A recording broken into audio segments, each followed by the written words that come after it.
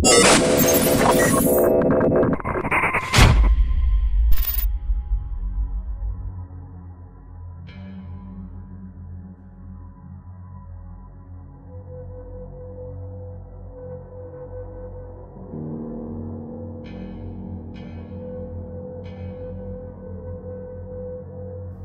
y a quelques années, je travaillais dans un refuge pour chiens dans le Midwest, avant de rentrer à la maison, sur la côte Est.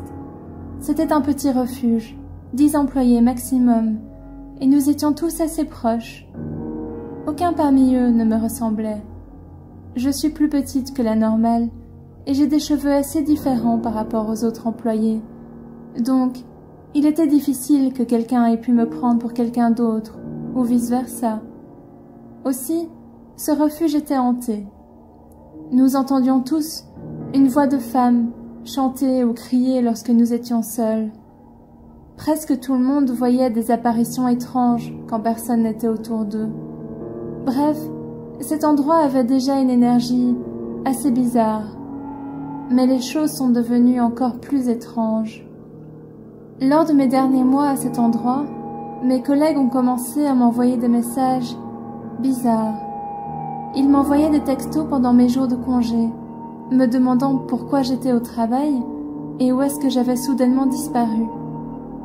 Je répondais que je n'étais pas là-bas, et quand j'y étais, mes collègues sursautaient parfois en me voyant et disaient quelque chose du genre « Quoi ?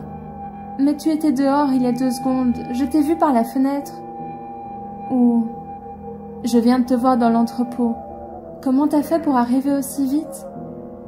Ils n'arrivaient pas à comprendre comment j'avais fait pour aller d'un point A à un point B aussi vite. Chaque fois, j'étais déconcertée et je leur expliquais que je n'étais pas à ces endroits qu'ils me décrivaient. Je me souviens d'un exemple particulièrement parlant. J'étais dans la cour arrière. La seule porte qui s'y trouve mène à la salle principale d'adoption, puis donne sur une cuisine et quelques salles de réunion. J'entre dans le refuge depuis la cour arrière et vois ma collègue arriver vers moi de l'autre côté. Elle me regarde et pousse un cri surpris. Ensuite, elle ouvre la porte derrière elle et m'explique qu'elle venait de me voir dans la cuisine, en train de faire la vaisselle. Et quelques secondes plus tard, j'étais là, de l'autre côté de la porte. C'était juste impossible. Je pense que ce jour a marqué le moment où nous avons compris que quelque chose d'étrange se passait ici. Nous nous sommes réunis pour en parler, et nous avons réalisé que tout le monde voyait ce fantôme de moi. À chaque fois qu'il le voyait, mon double changeait de direction et ne leur répondait pas. Par exemple, quelqu'un m'a vu aller dans un placard tenant un réservoir d'eau et m'a suivi pour me poser une question, mais lorsqu'ils sont arrivés devant le placard, j'étais partie. Je ne m'étais même pas approchée de ce placard de toute la journée. La seule explication que je puisse trouver, c'est que j'étais alors dans un moment de choix difficile à prendre. Rester dans cette ville et recevoir une promotion à mon travail, ou revenir chez moi, sur la côte Est. Cette décision était très stressante à prendre, parce que j'aimais vraiment ce travail. J'imagine que mon énergie s'est littéralement divisée, je ne sais comment, et qu'une autre version de moi se promenait pendant que je me torturais avec cette difficile décision. En poussant les choses un peu plus loin, je pourrais avancer que peut-être, dans une autre réalité, j'avais décidé de rester là, et que les 2 lignes du temps ont bugué et interféré.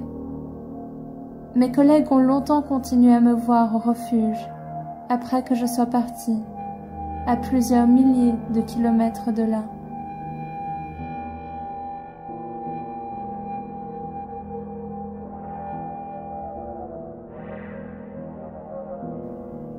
J'ai arrêté de raconter cette histoire parce que personne ne me croit jamais. Je ne l'oublierai jamais. Cela me rend dingue depuis 30 ans.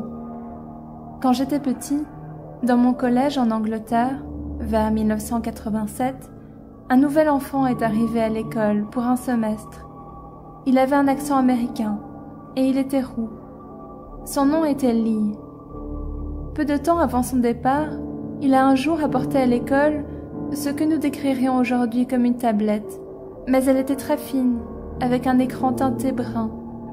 Il avait des dessins animés dessus. Il était fou de films et de dessins animés. Je vous jure que c'est vrai, je ne l'ai pas rêvé. C'était incroyable. Une foule d'enfants ont vu la tablette et leur réaction était très intéressante parce qu'ils l'aimaient bien et ils en voulaient une aussi. Ils la comparaient à la Nintendo Game & Watch ou à une calculatrice et ils avaient l'air d'accepter tout ça et ne pas croire que c'était magique ou quelque chose du genre. Je me souviens avoir dit à Lee que cela ressemblait à l'objet dans la série TV Le Guide du Voyageur Galactique. Il ne voyait pas ce que je voulais dire. Il a caché sa tablette au professeur et ne l'a plus jamais amenée. Je le pressais de questions sur sa calculatrice TV, mais il me donnait des réponses vagues et me disait qu'il ne savait pas grand-chose dessus. Mais quand je lui ai demandé où est-ce qu'il l'avait achetée, il a répondu que son père l'avait trouvée aux États-Unis. Il a aussi dit un jour qu'il avait vu un film qui avait tous les personnages de dessins animés dedans, et je n'ai compris que quelques années plus tard qu'il parlait de « Qui veut la peau de Roger Rabbit ?» qui était sorti quelques années plus tard. C'était il y a 30 ans, et vous pouvez imaginer à quel point c'était difficile pendant tout ce temps de décrire cet objet, parce que les tablettes n'étaient pas encore partout comme maintenant. Je faisais des dessins et je les montrais aux gens. J'ai été très excitée quand j'ai vu le film Big avec Tom Hanks, dans lequel il y avait une sorte de tablette. Mes parents ne m'ont pas vraiment prise au sérieux et m'ont taquinée. Mais quand Star Trek, la nouvelle génération, est sortie et que j'ai vu le pad à l'écran, je me suis dit « Ça y est, c'est ça, c'est l'objet ». Finalement, la tablette PC est sortie et je me souviens m'être dit « Enfin ». L'iPod vidéo a été une confirmation de plus. Aujourd'hui, ça paraît évident qu'il s'agissait d'une tablette, et les gens pensent que mon histoire est fabriquée, que cela tombe trop bien que je parle de tablette dans les années 80 et qu'elle soit aussi populaire aujourd'hui.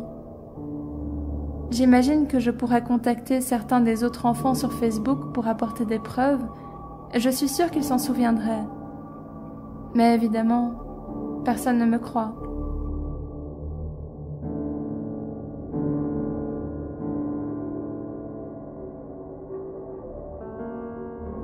Ce poste va probablement être noyé dans la masse, mais tant pis.